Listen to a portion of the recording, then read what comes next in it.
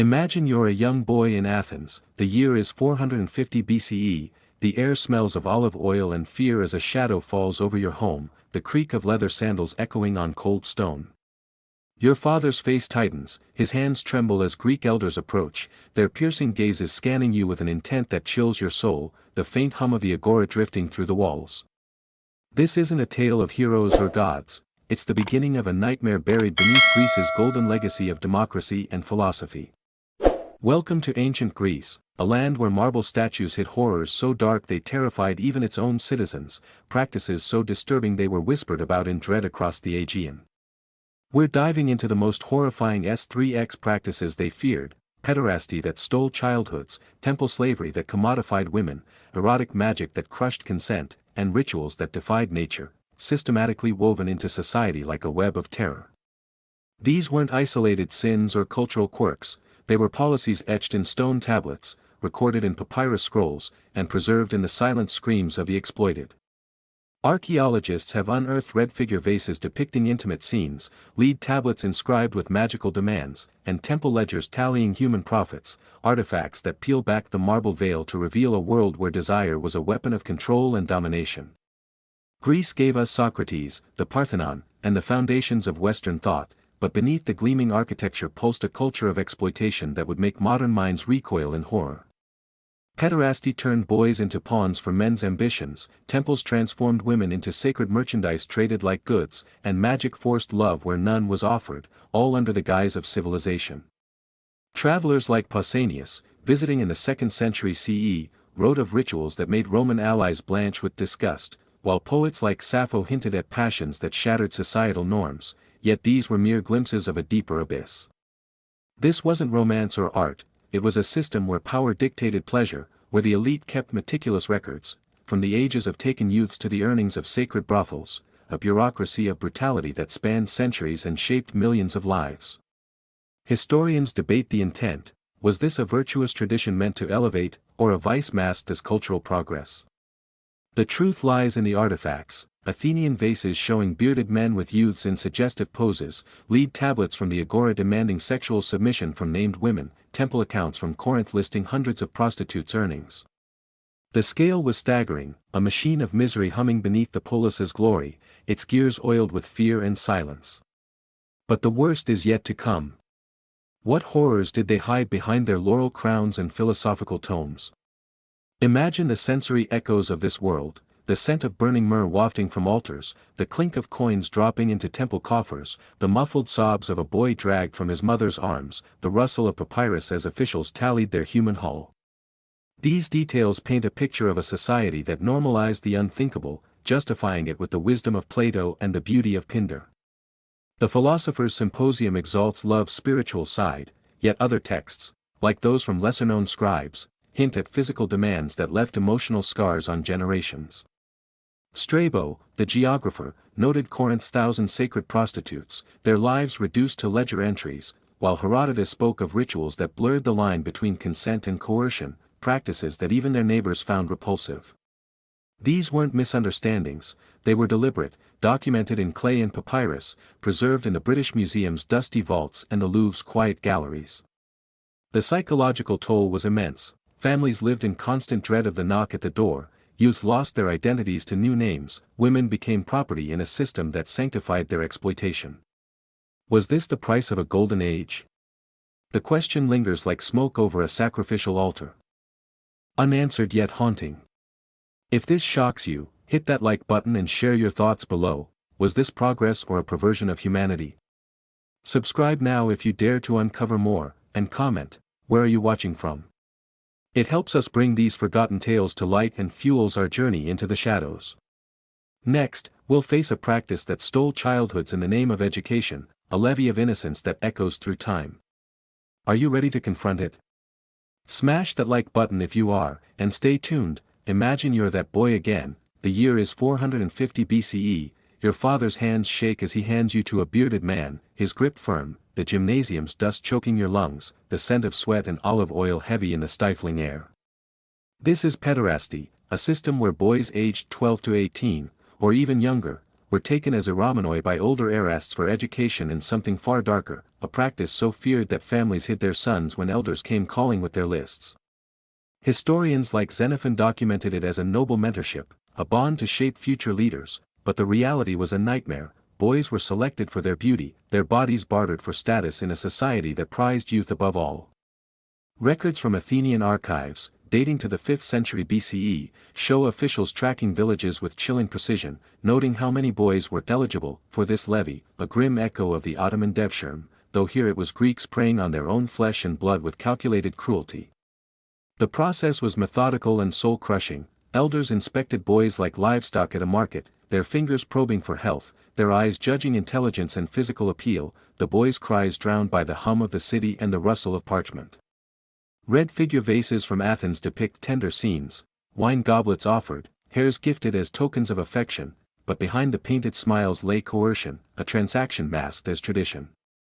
Plato's Symposium, penned around 385 BCE, praises the spiritual bond between mentor and youth, exalting it as a path to wisdom, yet other scrolls, unearthed from dusty ruins near the Acropolis, hint at physical demands that left lasting emotional scars. Imagine the terror, torn from your mother's arms, beaten for tears that betrayed your homesickness, your name replaced with a stranger's, the gymnasium's cold marble walls closing in like a prison. The psychological toll was immense. Boys were stripped of identity, their pasts erased to mold them into tools for the elite's desires. If this horrifies you, hit that like button and comment. Was this education or a masked abuse of power?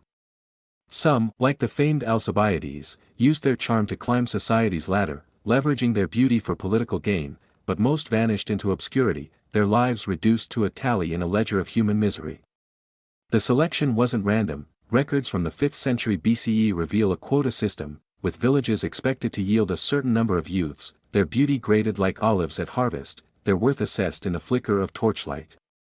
Archaeologists have uncovered ostraca, shards of pottery inscribed with names and ages, some as young as 10, marked for training by the state. The Erasts, often wealthy citizens or philosophers, offered gifts, wine, horses, gold, to seal the deal, but the boy's consent was a myth, his voice silenced by the weight of tradition and the threat of punishment. Herodotus, in his histories from the 5th century BCE, notes similar practices among Dorian tribes, suggesting a cultural norm that spread like a plague across the Peloponnese. The gymnasium became a hunting ground, its olive-oiled floors witness to a ritual of power, where boys who resisted faced flogging, their screams echoing off marble walls, while those who complied were paraded as trophies of conquest. Was this mentorship or manipulation? The line blurs in the dust and the silence of the oppressed. If you're intrigued by this paradox, subscribe now and share your thoughts below. What drove this system, virtue or a thirst for dominance? The impact rippled through generations, families lived in dread, their homes a prison of anticipation. The knock at the door a death knell for their sons' futures, the scent of fear lingering in every corner. Some boys adapted, learning to navigate the system, their beauty a currency in a world ruled by men, their smiles a mask for survival. Others broke, their minds shattered by the loss of self, their stories lost to time like ashes scattered by the wind. Plutarch, in his Lives from the 1st century CE, mentions a youth who fled to Sparta, only to be returned in chains, his defiance a warning to others who dared resist. The practice wasn't universal. Critics like Aristotle questioned its morality in Nicomachean Ethics, arguing it distracted from virtue, yet it persisted, a cornerstone of elite culture, its roots deep in the soil of power. But the darkest twist awaits. What happened to the prettiest boys, those deemed too beautiful for the gymnasium, destined for a fate within the palace's shadowed halls? The answer will chill you to the bone. Are you ready for more? Smash that like button if you are, and stay tuned. Imagine you're a young girl in Corinth, the year is 500 BCE, the air carries the scent of myrrh and desperation as you're led into the temple of Aphrodite, its towering marble columns casting long shadows over you, the clink of coins echoing in the dimness like a death knell. Your family has given you up, not to a god's grace, but to a life of sacred slavery, a practice so feared that mothers wept in secret, their prayers drowned by the temple's chants. This is temple prostitution, where women, often girls as young as 14, some even 12, were offered as hierodoles, sacred servants, their bodies commodified under the guise of divine worship. Historians like Strabo, writing in the 1st century CE, recorded over 1,000 such women in Corinth alone, their lives reduced to a ledger of human trade, a system that turned devotion into a nightmare of exploitation. This wasn't an isolated sin, it was a policy etched in temple stone, documented in clay tablets, and whispered about with horror across the Greek world, a shadow over the polis's shining facade. The process was as cold as the marble it served. Families, driven by poverty or coerced by religious duty, dedicated daughters to the temple, their beauty a currency in a divine marketplace that cared nothing for their souls. Archaeologists have uncovered temple records from the 6th century BCE, listing names and ages, some as young as 12, marked for service to Aphrodite, their innocence traded for a pittance. The girls were bathed in scented oils, dressed in sheer robes that hinted at their fate, and paraded before worshippers who paid in silver drachmas, the air thick with the tang of incense and the weight of their silent shame. Herodotus, in his histories from the 5th century BCE, notes that foreign visitors marveled at the scale, thousands served across Greece, yet shuddered at the reality, women forced into intimacy, their tears blending with the smoke of offerings. Imagine the weight, stripped of choice, your body a sacrificial offering, the temple's chants a cruel mask for your captivity, the cold stone beneath your feet a constant reminder of your bondage. If this disturbs you, hit that like button and comment, was this worship or a calculated exploitation of the vulnerable? The profits were staggering, funding grand temples and luxurious priestly lives, while the women saw nothing but the glint of chains and the hollow eyes of their peers. The temple operated like a ruthless business. Priests managed quotas with the precision of merchants, tracked earnings in meticulous ledgers, and selected girls for their appeal, their cries ignored amid the clatter of commerce and the hum of prayer. Excavations reveal living quarters with barred windows, their iron bars rusting with time, bathing areas for preparation, where oils masked the scent of fear, and administrative rooms filled with accounts. Over 1,200 women served Corinth's temple by 500 BCE, according to Strabo, a number that grew with each festival. The religious justification was ironclad. Families believed they honored the goddess, their daughters, chosen, by divine will, a belief instilled through rituals that blurred truth with faith. Yet, the psychological toll was crushing. Girls were taught to see their exploitation as a sacred duty, their resistance branded as blasphemy against Aphrodite herself, their minds warped until they accepted their fate as a divine gift. Pausanias, traveling in the 2nd century CE, described the women's hollow eyes, their smiles a trained facade, a stark contrast to the temple's opulence, its gold statues mocking their suffering. Was this devotion or a cruel deception spun to soothe consciences?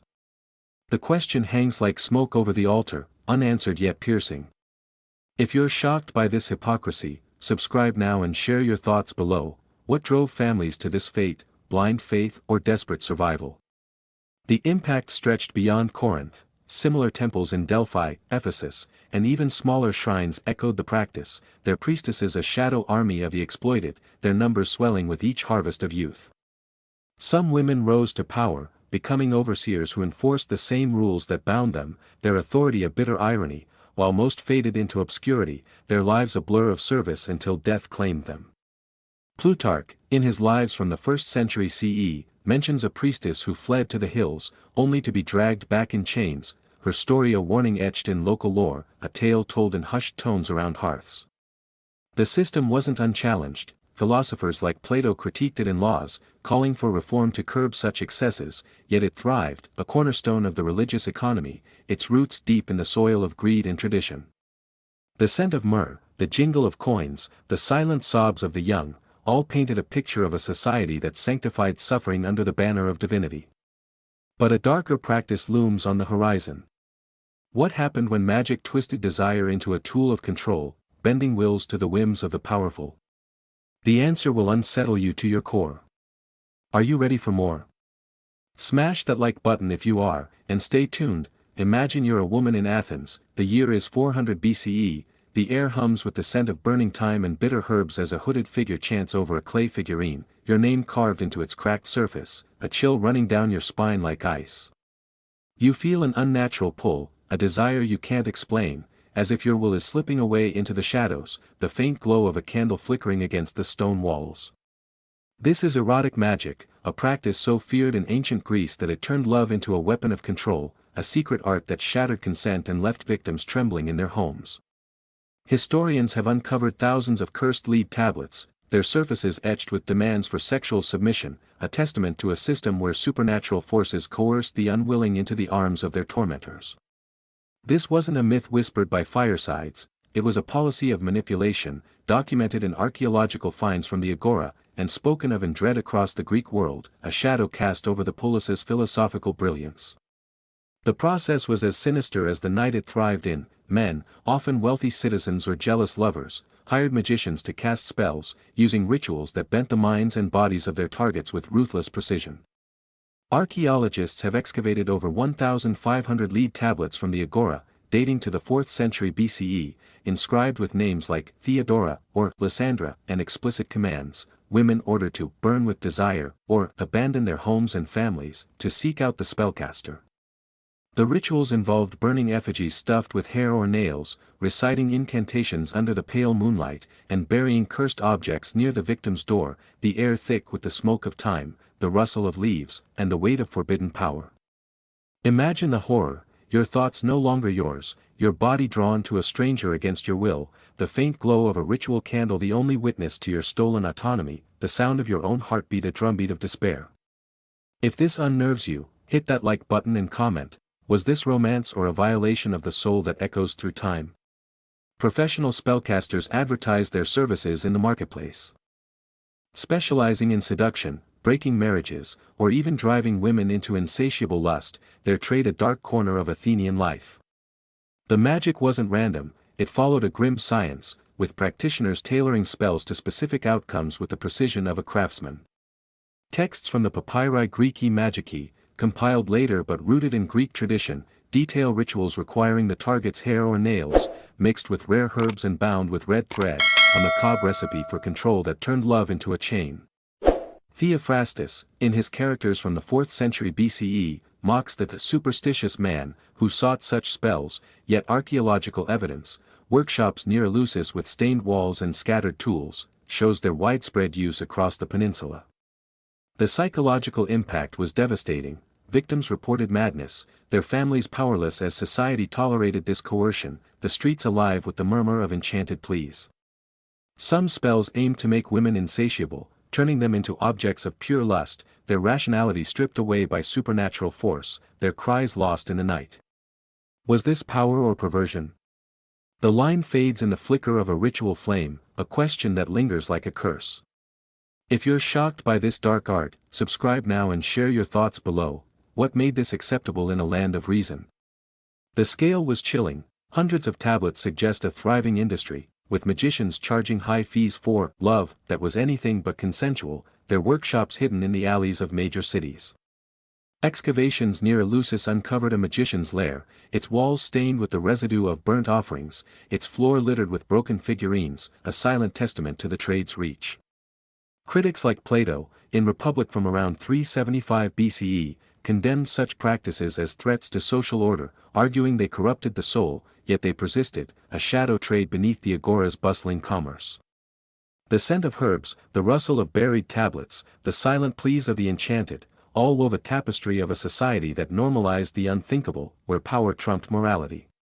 But a deeper horror awaits beyond magic's grasp. What happened when these practices crossed into the realm of the divine and bestial, where gods themselves set the example? The answer will haunt you in the shadows of myth. Are you ready for more? Smash that like button if you are, and stay tuned.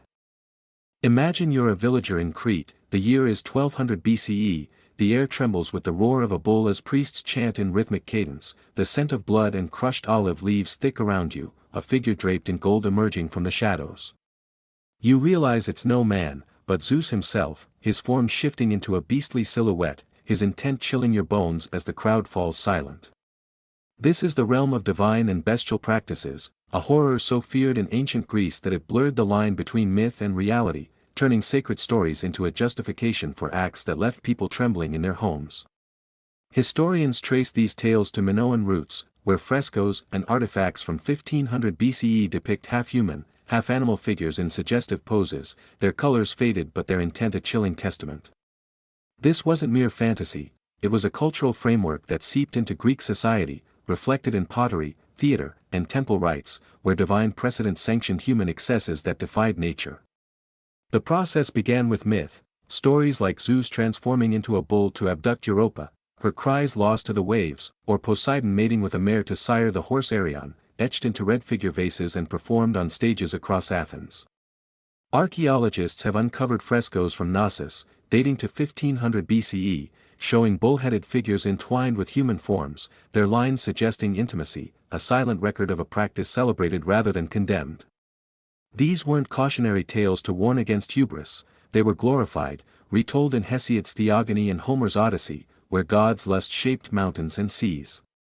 Imagine the shock, watching priests reenact these unions in torchlit sanctuaries, the air heavy with incense and the tang of sacrificial blood, the crowd's cheers masking unease, your own beliefs twisted by the divine example set before you. If this disturbs you, hit that like button and comment, was this worship or a perversion of the divine order? Medical texts from Hippocrates, around 400 BCE, even discuss treating injuries from such acts, a grim nod to their reality, their pages stained with the evidence of a society's dark underbelly. The normalization ran deep. Philosophers like Plutarch, in Moralia from the 1st century CE, debated whether bestial acts violated natural law or reflected an alternative expression of human desire, their arguments chillingly detached as if discussing crops. Theater troupes performed these myths in amphitheaters, their masks and costumes blurring species, the audience's applause a seal on acceptance, the sound of flutes mingling with the rustle of olive branches.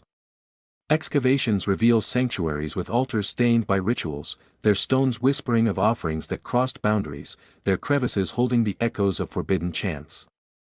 The psychological impact was profound. Villagers feared divine wrath if they rejected these practices, their children taught that God's excesses were to be emulated, their minds molded by tales of Zeus and his bull form.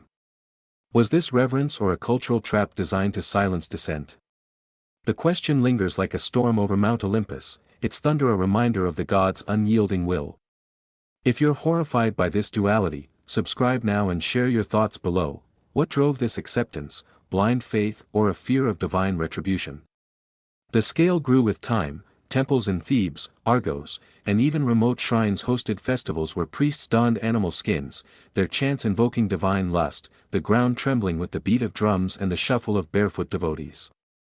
Some communities resisted, like the Spartans who shunned such rituals in favor of martial purity, yet the practice persisted, a thread in the fabric of Greek identity, its roots nourished by the blood of sacrifice. Pausanias, traveling in the 2nd century CE, notes a shrine near Gortyn where a bull statue stood, its base worn by offerings, its horns glinting in the sun, a silent witness to human folly and divine demand. But the darkest turn awaits beyond the temples. What happened when slaves and foreigners bore the brunt of these divine excesses? Their voices silenced by law and tradition, their bodies offered as tribute to the gods' whims. The answer lies in the chains of the powerless, a story yet to unfold. Are you ready for more? Smash that like button if you are, and stay tuned. Imagine you're a slave in Athens, the year is 350 BCE, the air reeks of sweat and damp earth as you're dragged into a wealthy home, the clank of iron chains biting into your wrists, a master's voice commanding your fate with cold authority. You're not from here, a foreigner from Thrace or Asia Minor, your identity erased by the journey, your body now a tool for their darkest desires. This is the exploitation of slaves and foreigners, a practice so feared that it turned human lives into commodities, a system where law and custom silenced the powerless with ruthless efficiency. Historians like Aristotle, in Politics from the 4th century BCE, justified slavery as natural, a necessity for the polis, but the reality was a nightmare. Slaves, often captured in war or born into bondage, were bred and bought for sexual service, their cries lost in the hum of the household, their suffering a silent backdrop to Greek splendor. This wasn't an anomaly or a rare abuse, it was a policy etched in legal codes, documented in estate inventories, and accepted with chilling indifference by a society that prided itself on reason. The process was as brutal as the chains that bound them. Slavers raided coastal villages, dragging men, women, and children to bustling markets where they were stripped, inspected like cattle, and priced by the strength of their limbs or the curve of their youth. Archaeologists have uncovered household records from 400 BCE, listing slaves by use, cooks, laborers, and those marked for pleasure with chilling specificity, their names reduced to numbers on brittle papyrus scrolls. The law offered no refuge. Slaves had no right to refuse their master's demands, their resistance met with whips or death, the air thick with the crack of leather, the scent of fear mingling with the olive oil that anointed their captors. Imagine the despair, your family sold apart in a blur of tears, your body claimed by a stranger, the marble walls of your master's villa a prison echoing with your silent screams, the clatter of dishes a cruel reminder of your servitude. If this chills you to the bone, hit that like button and comment. Was this ownership or a crime against humanity that stains history?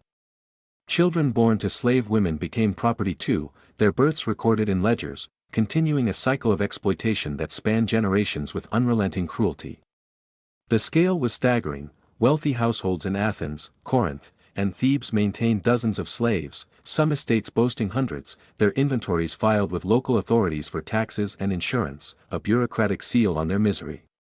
Excavations reveal slave quarters with barred windows, their iron rusting with time, floors worn by the shuffle of despairing feet, and medical tools for treating injuries from abuse, a grim record of their physical and emotional toll.